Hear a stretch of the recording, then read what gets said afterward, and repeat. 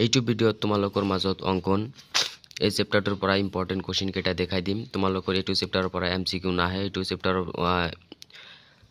পৰা তোমালোকৰ এটা লং কোৱেশ্চন আহে 4 মাৰ্কছৰ। এইটো বহুত সহজ চেপ্টাৰ হয় তোমালোকৰ দশম শ্ৰেণীৰ বাবে। এইটো চেপ্টাৰৰ পৰা 4 মাৰ্কছ 100% শিওৰ তোমালোকে পাই যাবা। তোমালোকৰ উদাহৰণ 1 2 চাবা, তোমালোকে কৰি চাবা। এইটো 4 মাৰ্কছৰ কাৰণে এইটো সৰু হয়। তোমালোকে উদাহৰণ 2 টো বহুত ইম্পৰ্টেন্ট, এইটো কৰি চাবা। তাৰ পিছত এইটো উদাহৰণ 2 টো বহুত ইম্পৰ্টেন্ট। এবাৰ 100% কমন হোৱাৰ চান্স আছে 2026 ত। এতিয়া 262 নং পৃষ্ঠাৰ পৰা চাবা। উদাহৰণ 2 টো বহুত ইম্পৰ্টেন্ট।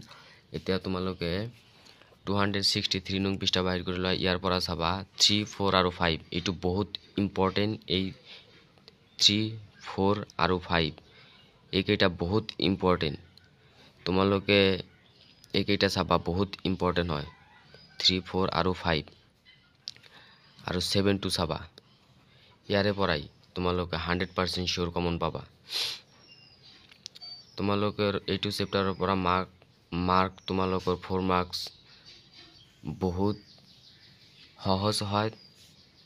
তোমালোকে যদি কোনোবা কোৱেশ্চনৰ সলিউশন নোৱাৰা মোক কমেন্ট কৰি কবা, মই তোমালোকক সলিউশন কৰি দি দিম।